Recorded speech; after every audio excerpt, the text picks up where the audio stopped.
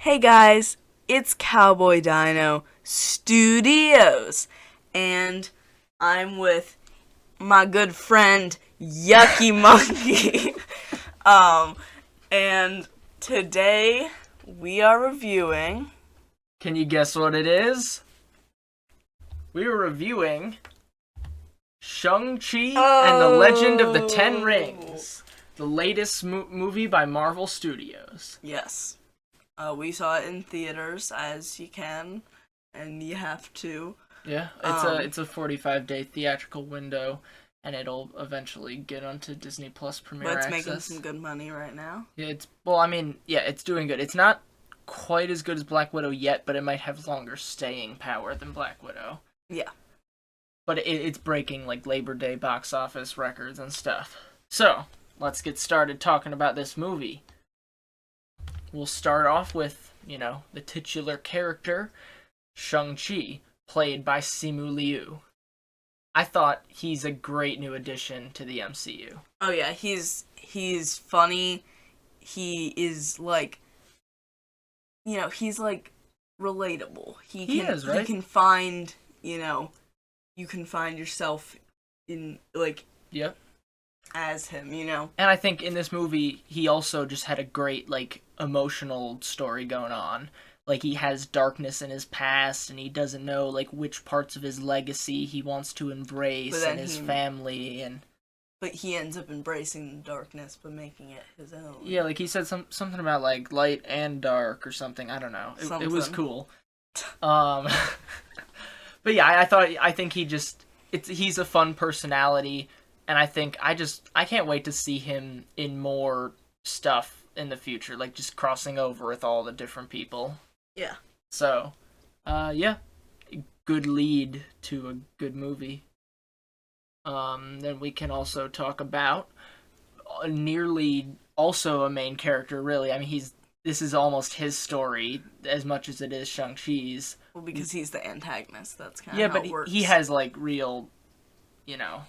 He's not just like, oh, I want to destroy the world. Yeah. So this is Wenwu, who some would say is the real Mandarin. Technically, yes, he is. But also he ends up, in the movie, he makes fun of the name Mandarin. Oh, you named me after an orange?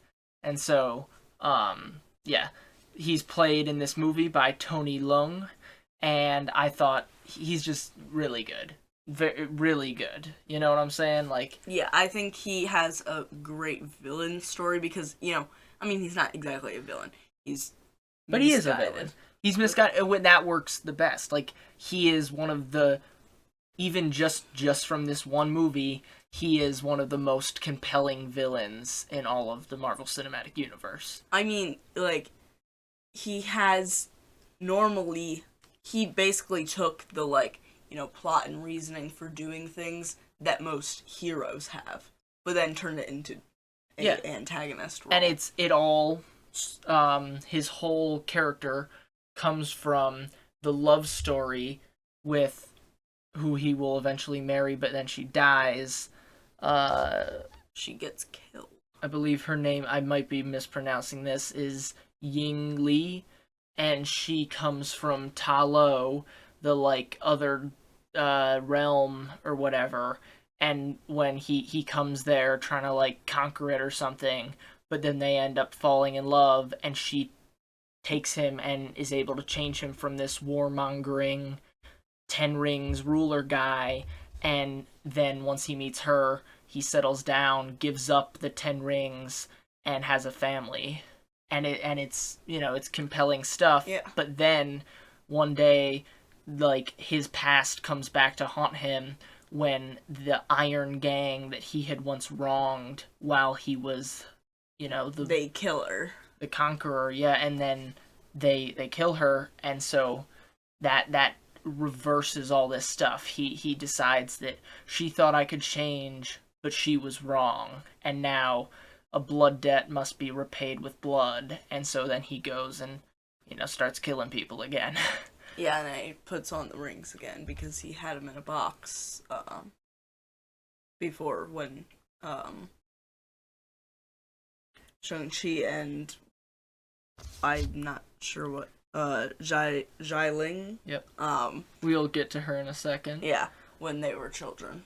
Yeah. Like, young children. Yeah, so wouldn't you agree that this is a great character? I think he's one of the best characters in this movie. Overall, yeah. All right, and then as we just sort of mentioned, let's now talk about Xiaoling, Shang-Chi's sister. I think she's also a compelling character in this because her whole thing is that when they were kids, Shang-Chi said that he would be back in 3 days, but he never came back. And also, she wasn't allowed to train with the boys, and so then she took it upon herself to, build her own way. And I think she was good overall. She was a good character, but at the end, the post credit scene, yep. it kind of implied that she was kind of taking after her father and being a little bit evil, and I don't like that. Well, it's not taking after her father; it's a different kind of thing. Yeah, but it's still being. But remember, she was when we first meet her in this movie. She is running an illegal fight club thing, so that's not exactly. No, but this is her own empire. She's gonna do different things with it, but it means that instead of bad things. Probably, but instead of dismantling the 10 rings, she's now using it for her own means. And I think that's interesting. I think in a sequel to this movie, she could be a very interesting villain or side character, whatever she ends up being. I think there's cool places you could take this character. I guess. But yeah, I thought this was another compelling part of this movie, the different layers to the family drama. Yeah. Okay, now on to one of my other favorite characters in this movie. I like her a lot better than Xiaoling. Katie, played by Awkwafina. Yeah, I will say that going into this movie, I was worried about Awkwafina being in it. Because I've only seen her in 2 other things. I saw her in Jumanji: The Next Level, and I thought she was good. And then she was the voice of the I forget what her the dragon. Sisu the dragon in Raya the Last Dragon that came out earlier this year. And she was my least favorite part of that movie. I thought Raya was a awesome, well animated, new original Disney story, but her humor just really took me out of it, and I didn't like it. So I was worried what her brand of humor, because she sort of does the whole thing, the same kind of shtick every time, and I was worried how it would work in this movie, but I was surprised. I thought I was pleasantly surprised by her presence in the movie, and I thought that she was really good. Her whole, she actually had some story, which was good. She wasn't just there for comedy. She had her own storyline going. Yeah, and that's what makes it work for me. You can have all the comedy you want as long as you ground it in actual character. Yeah. And they actually did that. I thought her relationship with Shang-Chi, their bond, it was compelling stuff. Yeah. And then with this moment, we can also touch on other parts of the comedy of the movie. One big thing, there's no pictures online of it really to find, but they bring back the fake Mandarin from Iron Man 3, Trevor Slattery, played by Ben Kingsley in this movie. Actor. I knew he was going to be in it, but I thought it would be for one scene. And then he's main... He's in it for the rest of the... He's the main comic relief of the second half. Awkwafina kind of makes her comedy a little bit less strong in the end bits because she's focusing on her storyline. Yeah. But I mean, Trevor doesn't have a story. He's just there for comedy. Yeah. But that's fine. I just think this character is surprisingly funny. You think it's just some weird British dude, and it's it seems dumb. It's so much more than that. But it's really funny. We didn't do a spoiler warning, but we've already spoiled enough here. But he fake dies, and in the theaters I was about to be real sad about that. I'm like, no, like Morris, he's a big fluffy like dog with wings with no head. And I think it's based on actual Chinese mythology, like that creature. Yeah, he's great.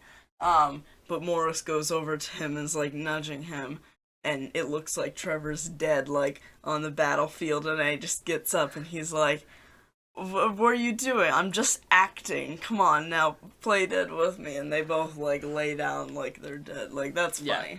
Oh yeah. Like, I mean, he was a little much in a few places, but no, he wasn't. I thought it was cool that they kept him along. Yeah. Like he's perfectly funny. But yeah, so overall the comedy for me, it's actually, I gotta say, my biggest complaint about the movie. Like, I think you could have done with, like, 20% less of the comedy. And you really just hate comedy, no, I don't. You? I hate... In every single movie review I've heard you talk, in every single movie you've talked about, you're like, oh, the humor's too corny. Yes. There's too much humor. Yes. The humor. Okay. The humor. But ready? Let me give you an example of a movie where I don't mind the humor. The Suicide Squad. Because it's a movie that its tone matches the comedy. I feel like I remember in our review that we just did, viewers, go and watch that video again. This is not just a promo for my channel. Go and watch that video again. See, I feel like he said something bad about the comedy. I might have said something bad, but in general, that works better than this movie does. Because the tone perfectly matches the humor.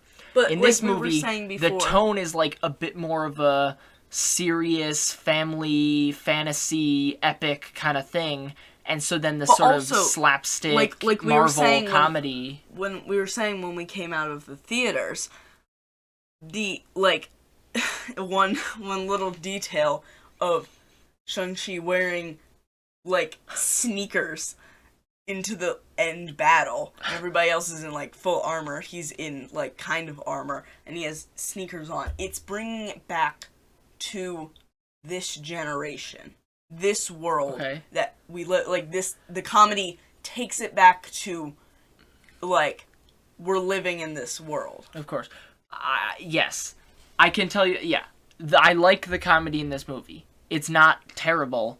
But if I had to pick my like least favorite thing about the movie, it would be the humor. Okay. Because you need the tone to match the humor. That's what I say. Okay, I'm sure the people watching this are getting sick of looking at Aquafina get pushed in the face over and over again. So, okay, all right. On to action. Oh yeah, here we go. This is like the best part of the movie. Absolutely. So, Marvel, they have some solid fights. But this movie, hands down, I gotta say, has the best fight scenes of the MCU. Like, just looking at this the bus fight scene, it is just so good. Like, and there's so many fight scenes in this, and all of them work perfectly. There's the bus fight scene. There's the like club fight. Fight scene. The Fight Club's fight with his sister.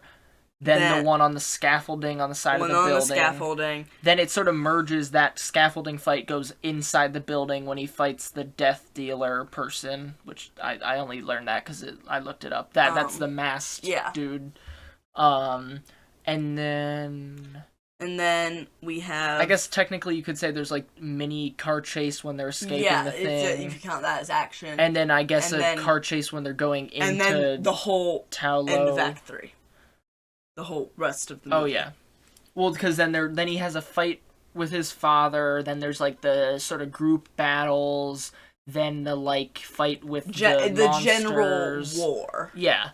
So, but I specifically, I think, the bus fight fight really was and the building fight, the scaffolding fight, they stand out. And I'll try to keep this quick, but what I like in fight scenes is when they let you see what's happening and don't like try to cover it up with quick cuts. You can watch certain movies. One that comes to mind is the James Bond movie Quantum of Solace, where you can watch it and like try to if you were watching a movie with fights, a fun thing to do is like watch the fight and then try to count how long it takes before they cut from one shot to another. Like our home movie that we made with Broluki Studios. No, but that never cuts. I'm not constantly cutting. It's all. But the point is, watch, because in a movie like Quantum of Solace, it's like 2 seconds at most for like one shot. What I love about Shang-Chi, and you can even see it in this little GIF we're playing here, there's multiple different action moments happening. Like, all of the stunts are like great. Yeah, and it's all one. It's like a longer shot. Did he do his own stunts for I this? think I have to research this more, but I think he definitely trained and did a lot of his own kind of stuff. Did everybody, like, did Tony Leung do his own stunts? Probably. I was never taken out of it thinking, oh, this is a stunt double. But, like, look at this. It's a wide thing. You can see everything that's happening, and it's just super cool. Like, I just thought the way the fights were handled in this movie were really good. Also, I mean, like, look at the guy on the right, just like it's just great. Give me 1 second. I'm just going to talk about something. What? Oh, subscribe. Talk about the fights. Oh, okay. So the one part we forgot to say this little fight scene. The one fight scene that wasn't perfect, and I think you actually brought this up, Yoki Monkey, was the one in the forest with Wenwu and the mom. Ying Li, I believe. Yeah, it's like it's a dance or something. Yeah, I mean, it wasn't terrible. I actually thought the dance was cool. But I don't know, it wasn't as perfect as the other ones. No, but it was still cool. But okay, what I just had to quickly look up, when you watch this movie, you may see at the end of the movie it says, "In loving memory to Brad Allen," and we didn't know who that was at first, but I've since found out that Brad Allen is the stunt coordinator for this movie. So you can thank him for these amazing fights in this movie. I mean, his work. We'll never get to see it again. Yeah, but his work is incredible, obviously, in this movie. Okay. Now, any last thoughts that we want to say? Wrap it up. Okay, if we're just talking sort of on the line of action, but just like the third act, it was all great. Just when you bring out dragons, and they're like cool design dragons everything gets way more epic. Like, I don't know, you could easily just bring in dragons and it feels unnecessary or something. This just, when I was watching it, it just felt so epic. Seeing these, like, 2 giant dragons and he's on top of them, blasting them with 10 rings. Like, it was really cool. Yeah. Like, everything with that, even the design of the gate of the cave was like, it looked like scales, and then because it's supposed to be dragon scales. Yeah, and then the dragon like bursts out of the and then even it's just so cool. Even amongst the crazy CGI dragon stuff, you have like dramatic moments. Generally, the CGI looked it did. Good. It was mostly pretty solid, but like you have dramatic moments in there. You have Wenwu dying and then, like, in his last moments giving the 10 rings to his son. And you have Shang-Chi on the dragon saying he's not gonna leave his sister behind anymore. And then you have Katie with the arrow. We couldn't find a gif of that. We were going to try to find that, but we couldn't. That is great, because for a side character, she's an amazing side character. Like, I want all side characters to be that, like, well-rounded, crafted. Yeah, I agree. And so, like, there's that kind of there's lots of cool moments in that finale. Even, and of course, Trevor fake dying, the most dramatic moment of them all. And of course, we can't forget to talk about the 2 different post-credit scenes. The first one of which, after the end of the movie, Wong takes Shang-Chi and Katie back to the Sanctum Sanctorum, where he says, "Do you have the rings?" And then him, Bruce Banner, who at this point is Bruce Banner, not Smart Hulk, I guess. And then Captain Marvel, they're talking about, oh, it looks like the rings are sending out some sort of homing signal or something. And then Captain Marvel leaves, and then you remember that you hate her. But it's cool to see him sort of getting welcomed into the Avengers world. Like that they say your life with Captain Marvel, your lives have changed forever or something, and it's and it like I think it was okay. I feel like it I guess it kind of fit, but it didn't really fit that much. That they're all telling, it's just telling the story to. Oh well, yeah, but and then of course I love Wong.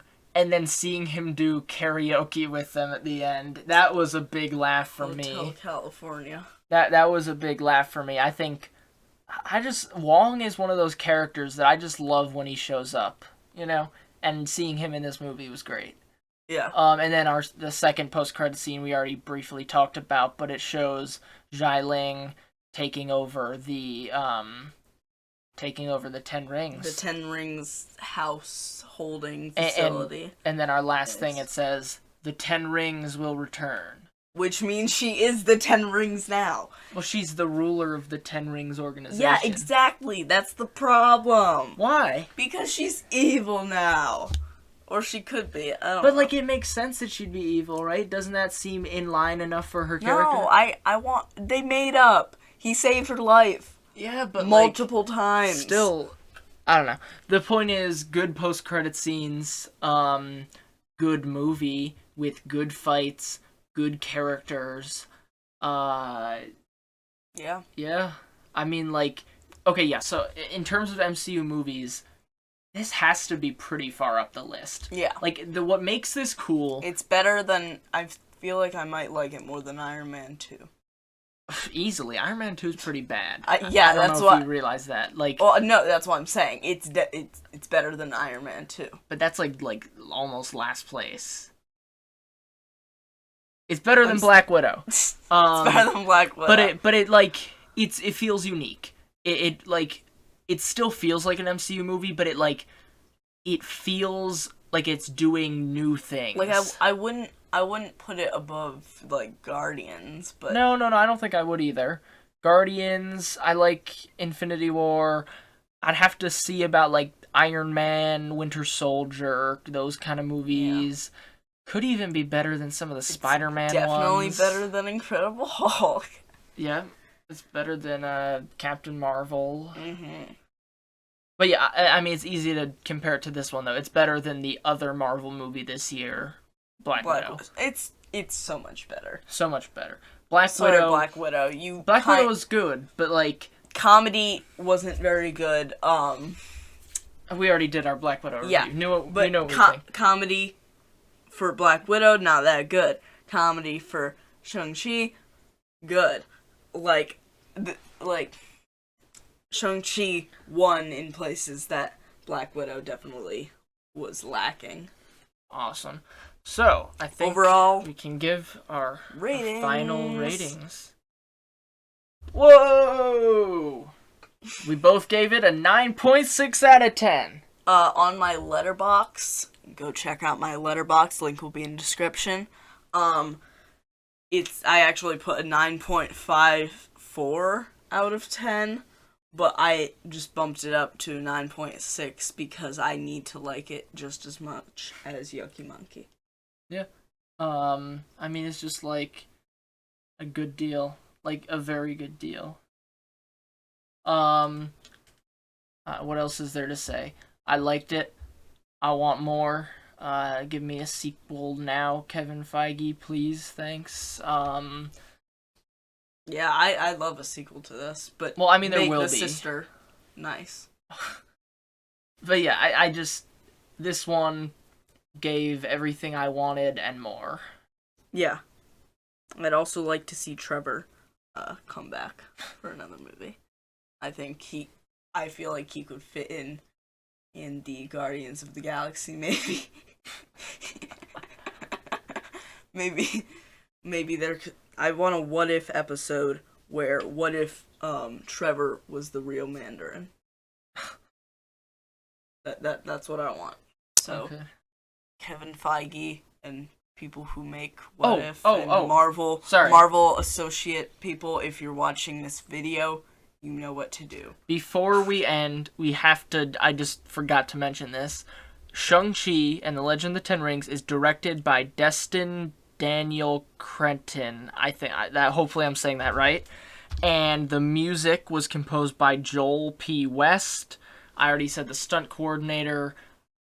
Unfortunately, I don't know anybody else who worked on it, but like, good job everybody involved. Yeah. Kevin Feige obviously produced it. We said most of the actors, but yeah, Destin Daniel Cretton, I believe is his name.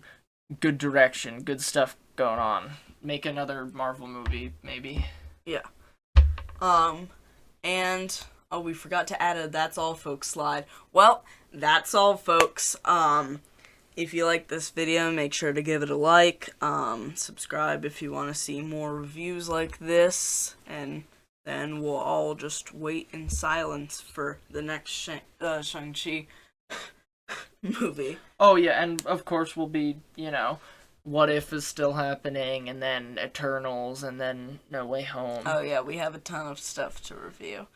All right. And yeah. So watch Shang-Chi, because it's like a really good Marvel movie. Like, even better than Black Widow. It's like definitely worth your time. Go see it in theaters or whatever. But yeah, 10 out of 10 would recommend.